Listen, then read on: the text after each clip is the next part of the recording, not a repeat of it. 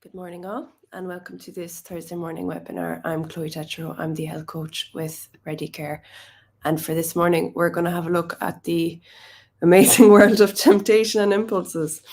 Basically, it'll be a bit of an overview of the reward system and how does that impact temptation. How does the reward impact, or how do the reward system play into temptation, and how can we leverage that to come out the other end a little bit unscathed? We're going to look most importantly at strategies. So scientifically proven strategies to help to overcome temptation and impulses, the likes of pre-commitment strategies, and I'll go a little bit into what these mean, time-delayed gratification, mindfulness, honesty, and awareness. I've kind of bundled all of those in together because they'll overlap. And just finally ending with some other helpful supports that could go towards making our life a little bit more temptation and impulse free. So to begin, what I'll do is I'll give a brief overview of the reward system, which is something we touch on a lot because it is involved quite a bit in anything really to do with lifestyle dietary changes, habit formation, motivation, willpower. An awful lot of these things are centered around dopamine. So at the heart of the impulse control really would be the prefrontal cortex that we chat about, because essentially it's the control system. It weighs up options and it tells which direction is best to go to. So it's like the command center, decision making, problem solving, managing emotions and impulses. So the prefrontal cortex works in tandem with a dopamine driven reward system, particularly the mesolimbic pathway, which is crucial for pleasure and motivation. So the dopamine system is intrinsically linked to impulsivity. When you get a surge in dopamine, it can be triggered by the likes of high sugar foods, for instance. This offers a really strong reward sensation. The immediate gratification then can weaken the prefrontal cortex's control, heightening impulsivity by making it harder to resist temptations. That'll underscore the conflict between that kind of instant gratification and the long-term goals. How are we getting in the way of our own goals, our own intentions for ourselves? So there's research by the likes of a study by Lenore and al. In 2007, which reveals that specific foods can significantly influence the brain's reward system and impulsivity levels. So findings in rats, for example, and God love us, the rats are always picked on, they actually preferred sweet foods, saccharin, sugars over cocaine, which highlights the intense allure of sweet flavors, suggesting that high sugar diets really boost that impulsivity and overreacts the dopamine system. So diets high in sugars can really modify the brain's structure and functionality and really get in the way of that prefrontal cortex acting in ways that would be more in line with our long-term goals. That can then reduce the brain's adaptability and makes it more difficult to avoid unhealthy foods, even with the awareness of the drawback. So even if we know that what we're doing isn't brilliant, isn't helping us long-term, unfortunately, that dopamine system can really, or the reward system can really overwrite a lot of the behaviors that we would set ourselves as kind of long-term goals for ourselves, and can really get in the way of our self-confidence in achieving what we're looking to do, but also our repeated patterns, those habits that we start to pick up. So the dopamine is basically a neurotransmitter that's playing a role in the brain reward system. It's referred to as the feel-good chemical because it impacts pleasure, motivation, and reward. So when we experience something enjoyable, like eating foods that we like, achieving certain goals, having a good experience, that dopamine is released, and that provides us with a really good sense of satisfaction and pleasure. And we mentioned that mesolimbic pathway coming in with regards to that feel-good system. And the feel-good system, as you can probably tell, is going to come in a lot into that self-sabotage piece and how that can interfere with our long-term goal. So the mechanism itself is crucial for our survival and encourages behaviors that support our well-being and discourage those that are detrimental to our health. So overall, it's not a bad pathway. In fact, it's an absolutely crucial, brilliant pathway. It's how we learn. It's how we engage in activities. It's how we create change. It's how we create habit. A lot of it is centered around that dopamine and reward pathway.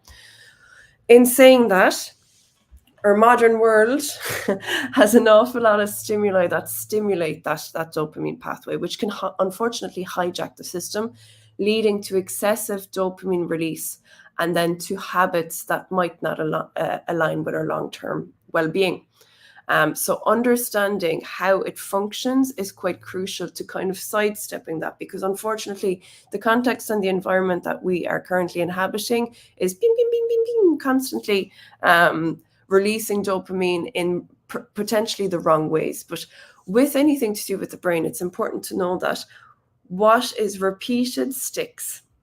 So when there are repeated behaviors and habits that fire off that dopamine, your system learns that this particular behavior and habit fires off the reward system. So it goes, okay, well, this is something that's giving us something back for that behavior. So it gets enmeshed more and more as something that is aligned with an association of pleasure. So it can become quite difficult to break out of that. So there's particular research by a doctor called Dr. Nova Volkow, so Volkow, done in 2011, which sheds light on how addiction, whether that be substances or behaviors, can be traced right back to the alteration in dopamine in that reward circuit. You can start to see how that would come in with kind of behaviors we don't really want to keep forward. Their studies will look at repeated exposure to high reward stimulus and how that can lead to changes in the brain. It starts to diminish that sensitivity of dopamine receptors, which is a crucial part of it. So that decrease in sensitivity will lead to a vicious cycle, essentially, where more of that particular stimulus is required to achieve the same level of pleasure. And that reinforces that kind of compulsive pursuit of those stimuli. So with regards to kind of how this impacts with, how does this impact temptation? So we're starting to see a picture emerge here of how this can really scupper, for want of a better word, scupper our attempts at where we want to go with these things. So as these types of behaviors are being ingrained, as they're being repeated, there is that association with these behaviors are rewarding. They're intrinsically something that are going to make us feel good, even in the short term. So this can start to really impact your long-term goals and kind of how you view yourself, like your self-esteem towards your ability to accomplish your goals, your ability to train yourself, for want of a better word, that you can actually achieve these things. And there's a kind of knock-on effect that goes with this, because the more you reinforce the messaging that you're not capable of doing something, the more difficult that behavior actually becomes to break out of. So if you find yourself, like, I think I mentioned it in a few webinars, I had a massive smartphone addiction. Massive, because smartphones will constantly fire dopamine systems. They're designed to do that. There are particular foods, electronic products that are there as consumer-driven products. They want you to have a degree of addiction to it. So as the dopamine receptors get fired and fired and fired and fired, the sensitivity of it starts to go down. So as I mentioned, we need greater amounts of that. And because dopamine makes us feel good, what can start to happen is that we start to associate, I've had a bad day, I'm feeling stressed, I'm grumpy, my emotions are a little bit all over the place, with seeking out reward-based behaviors. So things like comfort eating, particular substances, whether it be, the likes of coffee, whether it be alcohol, whether it be whatever your kind of crutch, for want of a better term, to get that little surge of feel-good neurotransmitters for that small amount of time. That starts to accrue. Your system starts to pace these things as, I feel bad, this will make me feel better, or I feel stressed, this will make me feel better. So it starts to really create a tapestry of repeated behaviors that become more and more difficult. And this can form into a vicious cycle. So rather than go all doom and gloom, because it can seem a little bit doom and gloom, it's extremely possible to break out of these behaviors. Absolutely. The brain has neuroplasticity, which means it's constantly able to change itself. It can adapt new behaviors, it can adapt change. But being really aware of the fact that where you're working from when you are in those behaviors, to be a little bit gentle on yourself, because at the moment you are operating on almost automatic behaviors, and to really kind of take some of the self-blame out of it where those behaviors are concerned. There is a physiological aspect attached to it, whether it be actual addiction to sugar-rich foods. Like the rodents love it, we love it. They fire up all sorts of neurochemicals for ourselves, which are stronger than the attachment to cocaine, which is a very, very addictive substance. So to be gentle on ourselves, that we're operating within a field where there are an awful lot of brain-based behaviors in play that have reinforced these kind of things. So wanting to change these things and noticing that there's a problem, that there's an issue, is a fantastic start. It's really, really great to acknowledge the desire to break out of these types of behaviors. I see this quite a bit with clients who will come to me and say, look, I'm really, really struggling with bad food patterns and I need help. And I always say to them, the fact that you've sought support with this, the fact that you acknowledge that there's an issue, means that you want to change. There's a fundamental motivation and drive towards it, and that's something that we can work with. So some of the best strategies which leverage some of the parts that we've chatted about with regards to the reward system, the best one out there is a pre-commitment strategy. What do I mean by that? So with a pre-commitment strategy, as the name suggests, you kind of commit from the get-go to give yourself, to know that impulse control is not a total state. Somebody's not born with willpower from the get-go, and that's them, and they're fantastic at it. And that's just, some people have it, some people don't. It isn't like that. So impulse control is variable. It fluctuates up and down, and it looks at the limitations of willpower. Basically, it admits that we are fallible human beings, and it works off of that to go, okay, we know that this is not a steadfast, unlimited resource. How do we leverage that?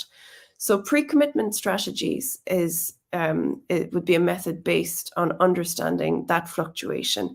And by pre-committing, that is kind of setting yourself a goal and target ahead of time, and the knowledge that there's fluctuations, it effectively removes the temptation before it becomes a challenge. So an example of this would be not keeping unhealthy snacks at home. That's a pre-commitment strategy, and that can help to avoid the temptation of eating them late in the evening when you're stressed, when you're feeling a little bit wobbly. So studies have shown that pre-commitment can significantly increase the likelihood of achieving goals and resisting temptations, as it reduces the reliance on willpower alone. Give yourself a break. You're not always going to have unlimited resources of willpower. In fact, some of the biggest impacts to willpower are stress and poor sleep. I'll go into that a little bit. So stress activates the fight or flight response, as you may know, and that leads to the release of cortisol and other stress hormones. So the biochemical changes that happen when stress is elevated can affect the brain's reward system by increasing cravings for foods high in sugar, which are perceived by the brain as comforting during periods of stress. The reason there lies in the brain's attempt to counteract stress by seeking activities or substances that provide a temporary release or relief from that perceived stress. So we naturally have all of the information in our system towards a map of associations of what it was that previously helped us to feel that little bit of comfort, that little bit of relief. And especially where food is concerned, and thinking again of that dopamine and mesolimbic pathway where our emotions are concerned, and our desire to regulate those. A lot of people will name out for themselves, and they'll put a label on it that they're comfort eaters. And that's exactly what's happening there. It's stress and emotional wobbles. The brain is looking to balance those out. So chronic stress can impair the function of the prefrontal cortex. Again, that decision maker, that adult hat that we place on ourselves and go, okay, I've made a goal long term. This is what I'm going to do right now. I've committed to it. I've put strategies in place. When we're in a heightened state of stress, cognitive function to that prefrontal cortex drops an awful lot. So the brain region that's responsible for that self-regulation and decision-making is not really working fully functionally. So as a result, people might see when they're under periods of stress that they find it more challenging to resist temptations and make decisions that align with their long-term health goals. You might see this where you're going really, really well with particular habits. You've the day from hell, you're stuck in traffic, you're late for work. It starts to domino effect that kind of stress response all day long. And by lunchtime, there's donuts in the office and you go, do you know what? I've had enough. I'm having a few donuts. And that's essentially what's happening. And being aware of the fact that you're working on a physiological level in an environment that is predicated to lean towards those behaviors. It's, of course, there's a degree of responsibility, and I'm not giving total carte blanche where that's concerned, but I think it's really important to take some of the negative associations we can place on ourselves when we have a fold, when we have a willpower fold, because when we understand how the reward system is based and how temptation becomes louder when we're under duress, so stress being one. But the second one that I'll touch on, which is massive, and that you probably have multiple examples, I know I do, in your life where this has come into it, is poor sleep. So sleep is one of the most critical in maintaining brain health, particularly in the areas involved in impulse control and decision making. So poor sleep quality, insufficient sleep duration will lead to that reduced activity in the prefrontal cortex and heightened activity in the amygdala. So we know the amygdala is the fear center, that thing that brings up our anxiety as well. And it's the region of the brain associated with that emotional response. So you can start to see how all these things are tying in together. If you're anxious, if you're having a wobble, if your sleep is low, if your stress is high, all of the conditions are there for that temptation to become a lot more difficult to fight. I was like, what's a good word for what I'm looking for here? But that'll do nicely. So that imbalance really, really impairs our judgment and increases our emotional reactivity. And that makes it much, much harder. Also, when there's sleep deprivation, that affects the balance of hunger hormones, ghrelin and leptin, and that leads to increased appetite and cravings for higher calorie foods, higher energy foods, sugary foods, lots of different foods that we would usually say, do you know what, I'm grand. So with that physiological response, when that's combined with that decreased cognitive function, you can see how the environment plays out, that it is a lot more difficult. So how do you go about balancing that from your prefrontal cortex adult mind? So basically setting clear achievable goals is incredibly important. Knowing exactly what it is that you're looking for. Your goals are specifics. Your goals are specific. They're clear, they're achievable. Think of that SMART, SMART acronyms for specific, measurable, achievable, relevant, and time-bound. There's a lot of the decision fatigue that can go into managing what am I doing today, what's happening next week, where am I going with this? That's really going to help to have the pre-commitment piece into it with you. Develop a routine that is favorable to the long-term goals that you want. Make sure there's no food in the house that you don't want. And that's That's really, really cornerstone to this.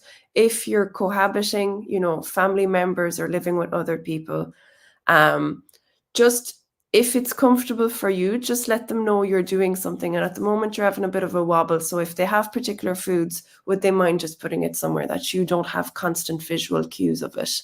Um, Breads and snacks, maybe not on the countertop, but tucked away somewhere else. Um, Create a routine where you know what you're having that day, where you don't find yourself totally unprepared um, during the day, whether at home or in the office, that you have tricked yourself. Past self is looking after present and future self by having particular foods that there's basically no other option. And the options that are there are whole foods that are going to support your cognitive function, making sure that you prioritize sleep, prioritize good habits ahead of time, and really are clear about the specific goals that you have in mind, that you can track your progress as you go along and see that you're making positive progress with that. Because again, bang, what's going to happen? You're going to start to feel good. You're going to be able to see you're tracking your progress. It's measurable. You've gone Monday, Tuesday, Wednesday, Thursday. You're at Thursday, you're having a bit of a wobble, but you can look back and say, all of those days coming up to this, I did really, really well. That also activates dopamine. Remember at the start we said, we didn't say I said, that one of the things that really, really fires the dopamine system is achieving a goal. When people say tick lists, that little when you've achieved something that you've set out to do, that really harnesses your dopamine system, and it helps to motivate and drive towards the willpower to attain different tasks. So that's going to be pivotal, knowing your sleep, your stress, that those are kept and prioritized, and really be honest with yourself that you have a long-term goal here. And with that comes taking care of yourself, taking care of your stress response, taking care of your sleep, and making sure that the foods that you have are foods that you want to have. Now, the next part of it is around mindfulness, honesty, and awareness. And this is kind of playing into it a little bit. So be honest with yourself. Is your routine currently prioritizing making sure that you have rest? Is your routine currently prioritizing that your stress levels aren't going off the marker? Because if you're really, really serious about long-term health goals, you have to get serious. Let's get serious. That's my Schwarzenegger terrible impression. You have to be serious about what that means on a day-to-day level. Saying pie in the sky or salad in the sky, that you want something long-term, you actually have to look at how am I supporting myself in what I'm doing during the day? How am I giving myself space? How am I giving myself comfort? If I find myself going towards foods that I know make me feel rubbish during the day because I'm seeking comfort, because I'm seeking a release from stress, you're going towards foods that are making you feel bad because you're seeking comfort and stress release. Just let that sink in for a second, that surely there's another way. Surely you can allow yourself space in your day to look after bringing yourself down to a place of comfort, looking after your emotions. If your emotions are having a wobble, offer yourself 10 minutes to get yourself back to balance, to get yourself back to a space where, okay, I'm back to myself. Allow yourself and your prefrontal cortex and all of your system to align with where you want to go. I do understand that life gets in the way, and that's, absolutely it does. But the better the plan you have and the more honest you are with yourself about your ability to manage certain days, take some of that pressure off yourself. You're not going to be Superman and Superwoman every single day. Some days you're going to feel a bit vulnerable, a bit stressed out, a bit wobbly, and allow your routine to allow for some downtime, because comfort eating and comfort type of habits are the biggest trigger for negative habits. It's that want to feel good for a second. And surely there are other ways for you to allow yourself to feel good. Place that time in your week. The other part of that is when people practice mindfulness and give themselves a time, it increases the prefrontal cortex's activity. So already you're counterbalancing some of that heightened dopamine reward system towards negative behaviors.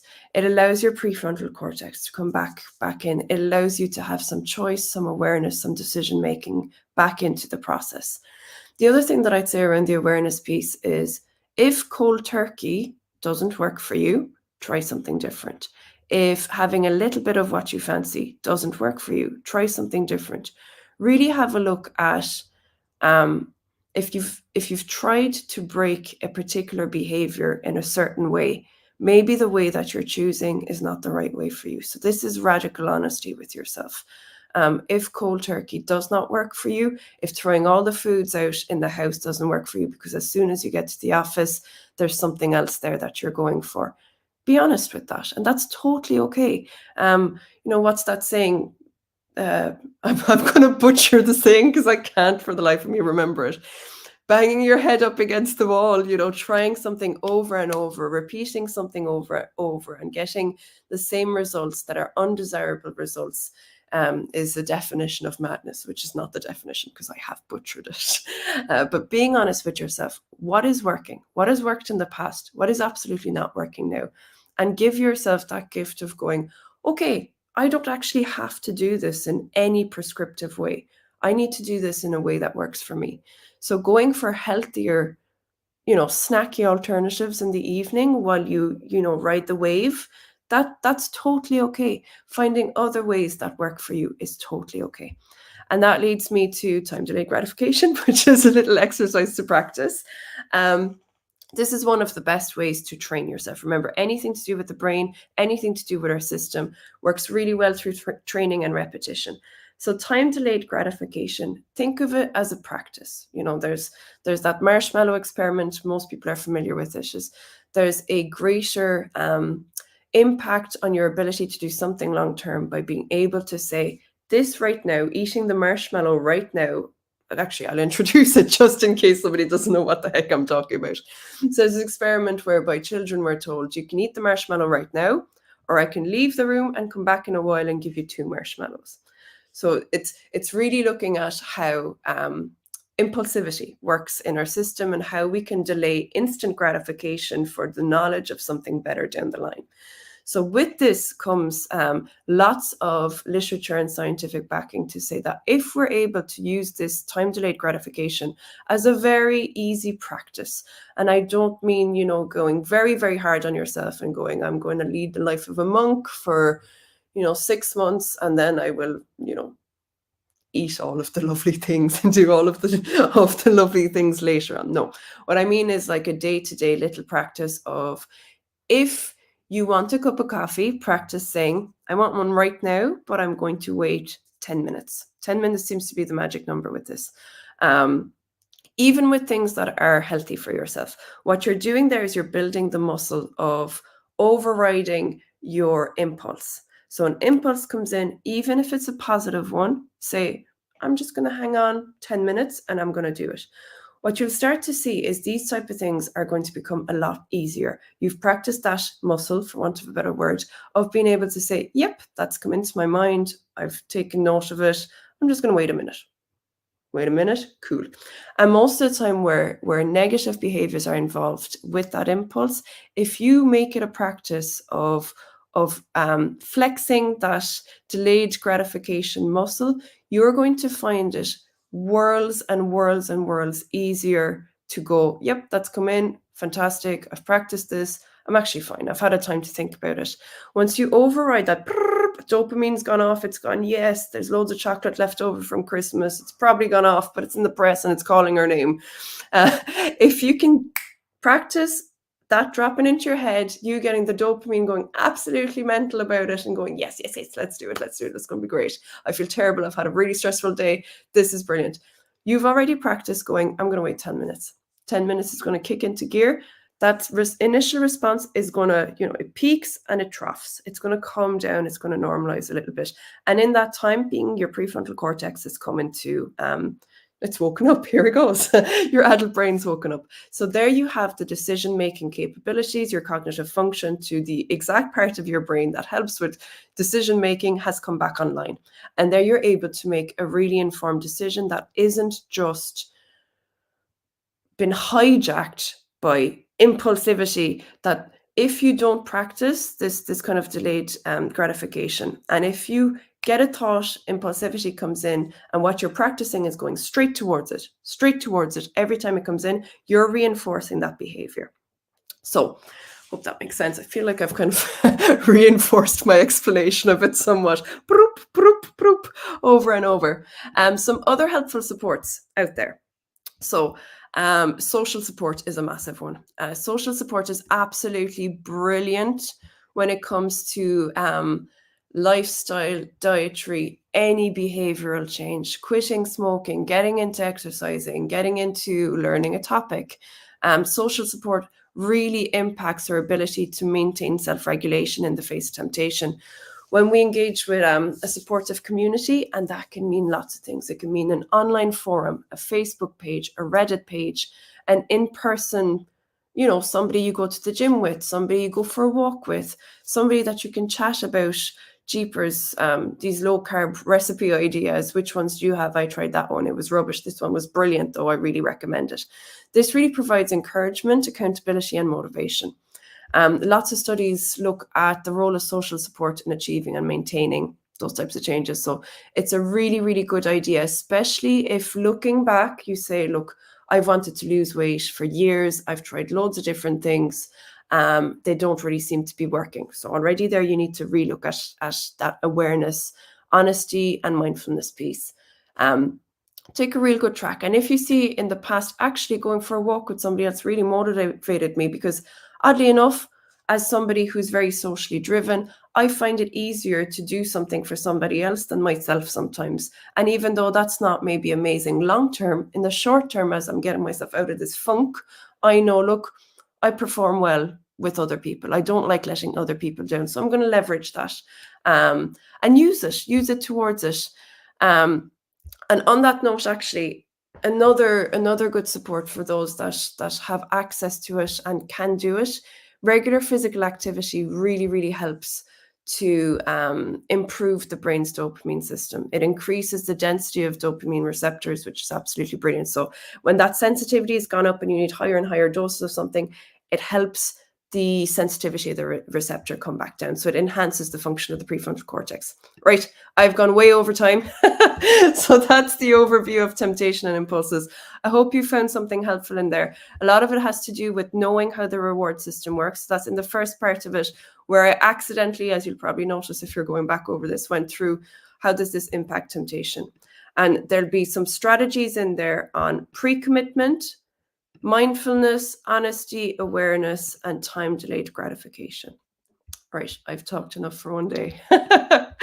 I hope you found something helpful in that, and enjoy the rest of your week. Try out a few of the exercises. I promise they work. There's a lot of resources online actually around this. Lots of studies to show, particularly around the delayed gratification aspect of it. Hope you found this helpful. That's me gone. Just looking for my my end of chat panel. There we go. We'll talk to you later. Bye, guys, and see you again next week.